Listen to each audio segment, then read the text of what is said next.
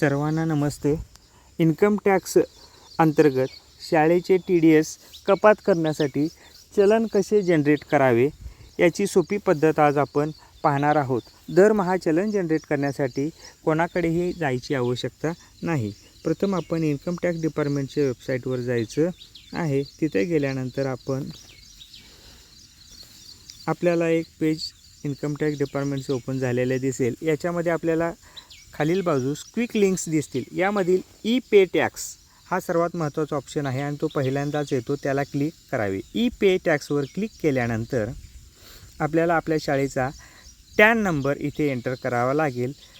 Tan number enter केल्यानंतर mobile number enter करायचा आहे. मोबाईल नंबरवरती एंटर केल्यानंतर OTP येईल.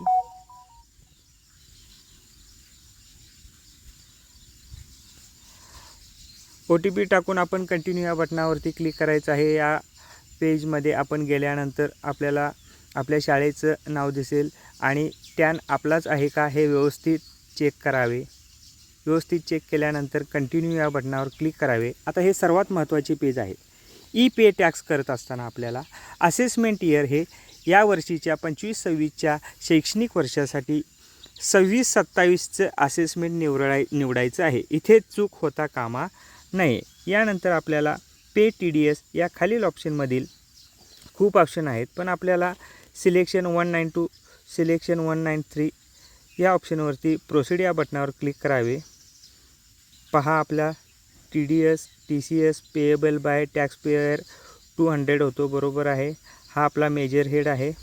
आता त्याच्याखाली description payment to government employee other than या पहिल्या ऑप्शनवर वन सेक्शन आहे 192 आणि कोड हा सर्वात महत्त्वाचा लक्षात ठेवावा 92A याच ऑप्शनवरती क्लिक करावे. दरमहा सेक्शन हा 192च घ्यावा आणि कोड हा 92A हाच निवडावा. त्यानंतर खालील कंटिन्यू या बटनावर क्लिक करावे.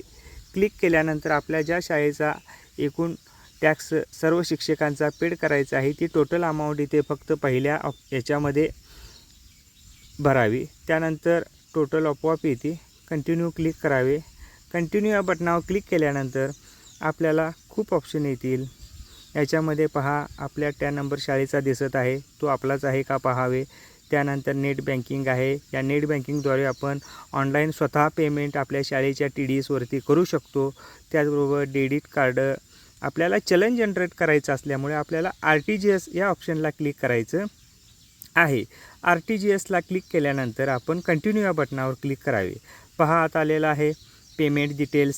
असेसमेंट इयर आलेला आहे 2026-27. हे सर्वात महत्त्वाचं आहे. इथे चूक अजिबात होता कामा नये. त्यानंतर आपलं शैक्षणिक वर्ष म्हणजे फायनान्शियल इयर आहे, पहा 25-26. अशा पद्धतीने हे चॅनल जनरेट झालेलं आहे. कंटिन्यू या बटनावर क्लिक करावे. बटनावर क्लिक केल्यानंतर डाउनलोडचा ऑप्शन येईल. इथे आपला हा फॉर्म चलन डाउनलोड झालेलं दिसेल. CRN नंबर खूप महत्त्वाचा आहे. हा डाउनलोड झालेला फॉर्म आपण ओपन करून पाहायचा आहे. याच्यामध्ये आपल्याला आपल्या शाळेचा टॅन नंबर दिसेल, शाळेचं नाव दिसेल. त्यानंतर असेसमेंट इयर 26-27 आणि फायनान्शियल इयर 25-26 हे आपल्याला दिसेल. या डाउनलोड झालेल्या फॉर्मची प्रिंट काढावी आणि ती RTGS करून बँकेमध्ये जाऊन भरावी. एवढी सोपी पद्धत आहे. धन्यवाद.